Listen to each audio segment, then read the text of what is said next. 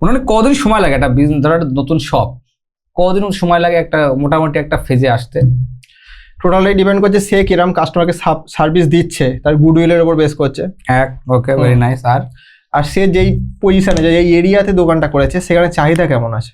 আচ্ছা, এটা ভালো পয়েন্ট। কি কি তোর কি কোনো চেক পয়েন্ট আছে বা চেক লিস্ট আছে যে কোনো দোকান দেওয়ার আগে কি কি জিনিস দেখতে হয়, এরকম কিছু দেখার আছে? দেখা যাচ্ছে হতে পারে আমার দোকানের আগে ওখানে আর 5টা দোকান আছে, সেখানে দোকান দেওয়া কি ঠিক হবে, নাকি এমন কোনো জায়গায়? না, ওরকম কোনো ব্যাপার নেই, দেখা হবে সে কেমন সার্ভিস দিচ্ছে, কাস্টমাররা কি তার উপর হ্যাপি। আচ্ছা, সে যে সাপোর্ট দিচ্ছে আমি কি তার থেকে বেটার সাপোর্ট দিতে পারবো। সে কি মার্কেট রিসার্চ করবে আগে?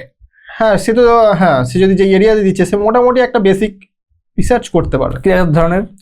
যদি সে তার গ্রামে বা যদি সে তার শহরে দিতে চায়, সেখানে তো সে জানে তার আশপাশের মানুষজন কিরম টাইপের মোবাইল ইউজ করে, বা সেখানে কে ভালো রিপেয়ারিং এর দোকান আছে কি নেই সেটা সে নিশ্চয়ই জানে।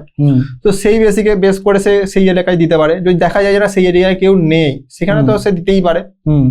এবং দেখা গেল অনেক ক্ষেত্রে কি হয়, অনেক জায়গায় দোকান আছে একচেটিয়া, সে বিজনেস ধরো একটা কি দুটো আছে একচেটিয়া বিজনেস করে নিচ্ছে, কিন্তু সেখানে একচেটিয়া যারা বিজনেস করে তারা কাস্টমারকে সেভাবে সাপোর্ট দেয় না, কারণ মনোপলি। হ্যাঁ, আচ্ছা।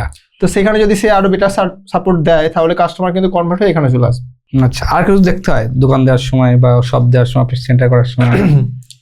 হ্যাঁ, সেখানে জনবসতি যেন ঠিকঠাক থাকে, এই সমস্ত কিছু বেসিক একদম দেখে নেওয়া দরকার। বেসিক যেগুলো থাকে যে লোকজন ঠিকঠাক আছে কিনা, এগুলো যেহেতু ছোট করে সে শুরু করছে, এটা এইটুকু দেখলেই হয়ে যাবে।